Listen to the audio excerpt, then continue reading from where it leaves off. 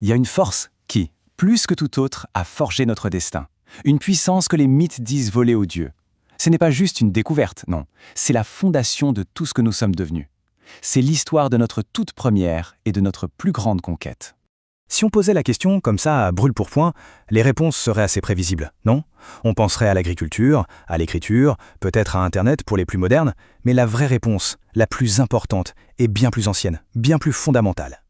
Et oui, le feu, avant même de savoir le créer de toutes pièces, nos lointains ancêtres ont appris à le capturer, à le nourrir, à le maîtriser. Et cette maîtrise a absolument tout changé. C'est vraiment l'étincelle qui a allumé l'humanité. Pour bien se rendre compte de l'ampleur de cette révolution, il faut faire un petit effort d'imagination. Il faut s'imaginer le monde d'avant, un monde où la moitié de la vie se passait dans le noir, quasi complet. Le jour, c'était la survie, la chasse, la cueillette, une lutte de tous les instants. Mais la nuit, la nuit appartenait aux prédateurs. Le froid était un ennemi permanent, et l'obscurité une véritable prison. Dès que le soleil se couchait, toute activité s'arrêtait. C'était le temps de la peur. Alors la question c'est, comment on est passé de cette peur bleue du feu à sa maîtrise? Eh bien, ce n'était pas un simple accident, un coup de chance. C'était en réalité notre toute première expérience scientifique, notre première incursion dans la chimie. C'est exactement ce que dit le grand préhistorien Henri de Lumley. Le feu n'a pas été qu'un simple outil. Ça a été un moteur de notre propre évolution, de notre hominisation. Il nous a transformés de l'intérieur. Pour comprendre cet exploit, il faut regarder un peu la science derrière. Pour qu'une flamme existe, il faut toujours 3 éléments. Un combustible, un comburant, ici l'oxygène de l'air, et une énergie de départ. C'est le fameux triangle du feu. Eh bien, nos ancêtres sont devenus les premiers chimistes du monde en déchiffrant cette formule. Non pas dans un labo, mais par des milliers d'essais et d'erreurs. On a tous cette image en tête, L'homme des cavernes qui tape 2 silex l'un contre l'autre pour faire jaillir une flamme. C'est une image très forte, très cinéma, mais scientifiquement, elle est complètement fausse. Et voilà pourquoi ça ne marche pas. La physique est têtue. Frapper 2 silex, ça produit bien une étincelle. Mais c'est une étincelle dite froide. Elle est trop brève, elle n'a pas assez d'énergie pour enflammer quoi que ce soit. Le vrai secret, la vraie astuce, c'était de créer une étincelle chaude qui dure plus longtemps. Et pour ça, il fallait frapper le silex non pas contre un autre silex, mais contre un minerai de fer, comme la pyrite. Voici donc la véritable recette high-tech du paléolithique. Il ne suffisait pas d'avoir les bons cailloux, il fallait un savoir-faire hyper précis. Il fallait savoir préparer un initiateur, comme l'amadou, ce champignon tout sec, pour qu'il puisse attraper cette précieuse étincelle et la transformer en braise. Ce n'est pas de la magie, c'est de la technologie pure et dure. Réussir à faire du feu, c'était déjà un exploit incroyable. Mais la révolution, la vraie, elle est venue de son application la plus simple et en même temps la plus profonde, la cuisson. C'est là que notre biologie même a commencé à basculer. Tenez, ce chiffre est juste dingue.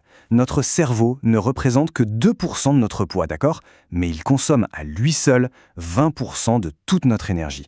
C'est un organe incroyablement gourmand. Et pour le faire grossir, il fallait lui trouver un carburant beaucoup plus efficace. Regardez-moi cette différence, c'est juste colossal. Avant la cuisson, nos ancêtres passaient des heures et des heures chaque jour à simplement mâcher. Un peu comme les grands singes aujourd'hui. La cuisson a libéré tout ce temps et toute cette énergie pour faire autre chose. Et ce tableau explique parfaitement pourquoi. En fait, la cuisson, c'est une sorte de prédigestion. La chaleur décompose les fibres, les protéines, avant même que la nourriture n'arrive dans notre estomac. Du coup, les nutriments sont beaucoup plus faciles à absorber. Le résultat, on tire bien plus d'énergie de la même quantité de nourriture. Le gain est absolument énorme. Et c'est là que tout prend son sens. Regardez cette chronologie. La taille du cerveau augmente, oui, mais doucement. Et puis, avec Homo erectus, on a une véritable explosion. Et pour beaucoup de scientifiques, comme Richard Wrangham, ce n'est pas du tout une coïncidence. C'est ce surplus d'énergie apporté par les aliments cuits qui aurait permis à notre cerveau de devenir aussi gros et aussi complexe. Le feu n'a pas seulement nourri nos cerveaux, il a bâti nos sociétés. Le foyer, le campement, est devenu le tout premier centre communautaire de l'histoire. Le cœur battant du groupe humain. D'un seul coup, la nuit n'est plus un ennemi. Le feu, ça veut dire la sécurité, la chaleur. Et peut-être le plus important, ça veut dire du temps. Des heures précieuses, gagnées sur l'obscurité, pendant lesquelles le groupe pouvait enfin se rassembler, interagir, et où quelque chose de totalement nouveau pouvait naître. Cette recherche de l'anthropologue Polly Weissner sur le peuple Khoisan est juste fascinante. Elle montre que le type de conversation change du tout entre le jour et la nuit. Le jour, on parle logistique, survie. Mais le soir, autour du feu, plus de 80% des conversations, ce sont des histoires, des mythes, des blagues. C'est là qu'on tisse les liens sociaux, qu'on construit une culture. C'est peut-être là que le langage a vraiment explosé. Alors, des centaines de milliers d'années plus tard, qu'est-ce qu'il nous reste de cette première flamme? Eh bien, son héritage est partout, souvent là où on ne s'y attend pas. On pourrait le penser, hein. Dans notre monde hyper moderne, éclairé à l'électricité, le foyer central, le feu de camp, ça semble être une relique d'un lointain passé. Mais si on y regarde d'un peu plus près, ce besoin fondamental qui nous poussait à nous rassembler autour d'une source de lumière, il n'a en fait jamais disparu. Pensez-y une seconde. La télévision, l'écran de cinéma, l'écran de nos smartphones, ce sont nos feux de camp modernes. Ce sont des sources de lumière artificielle autour desquelles on se réunit le soir pour écouter des récits, pour se connecter les uns aux autres, pour partager une expérience commune. La technologie a changé, bien sûr, mais l'impulsion humaine, elle, née il y a une éternité dans la lueur d'un feu de camp, est restée exactement la même.